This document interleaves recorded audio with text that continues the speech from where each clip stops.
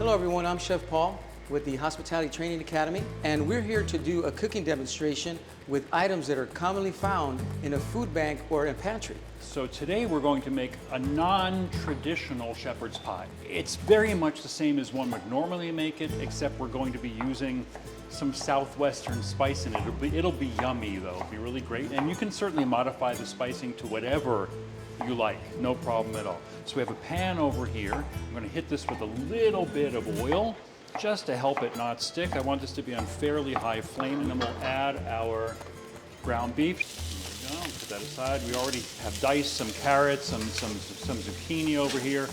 You can use bell peppers if you want. Pretty much anything you like. I'm going to smash this all up.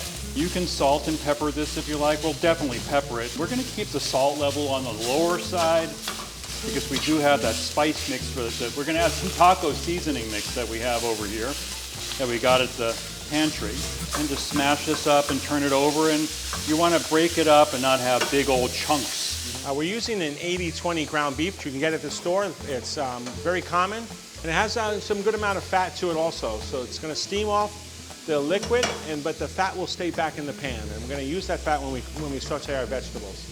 We'll add in our onions and our carrots. We're going to hold off on the zucchini because those will cook in a second.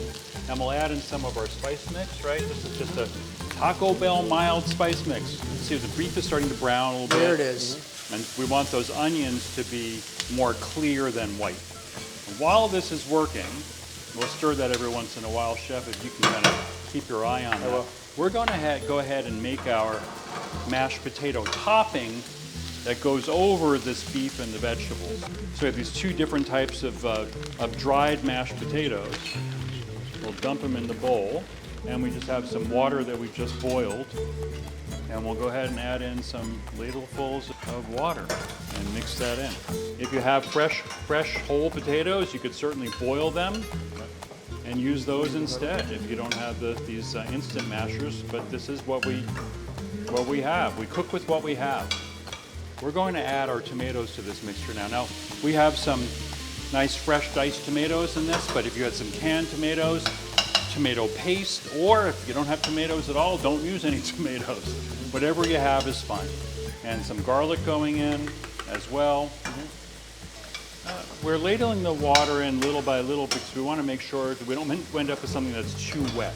I don't always trust the instructions, so I like to make it the way I want it for me. Like this calls for one more whole ladleful, and I think we're getting pretty close to where we want to be. I'm not going to add one more full one. We can spice this up a little bit. A little bit of paprika is nice in here. Not too much. I don't want the color to be too red, but a little bit's nice. We can add a little bit of cayenne pepper as well. A little spice. Okay, we can add some black pepper to this, or white pepper. Actually, there's enough speckling in here. We can go black pepper, it's fine. And some garlic powder.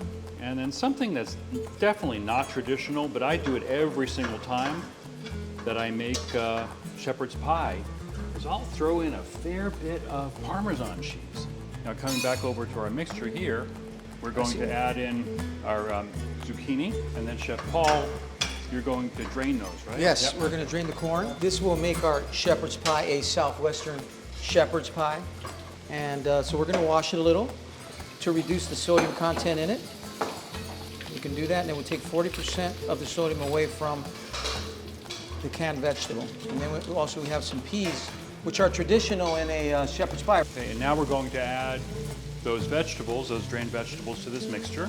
And you can add more tomatoes in this if you want to, for sure. We're going to put this in a pan with the mashed potatoes on top.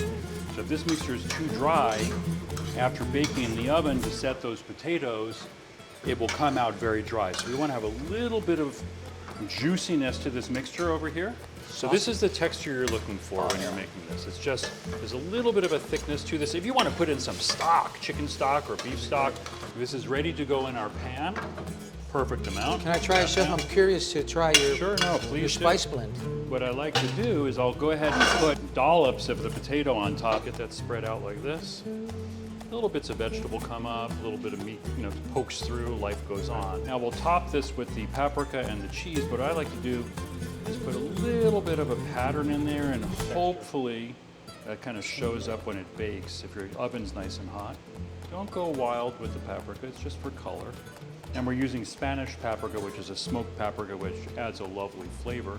And then a little bit of Parmesan cheese, which will aid in the browning, and again, get that everywhere.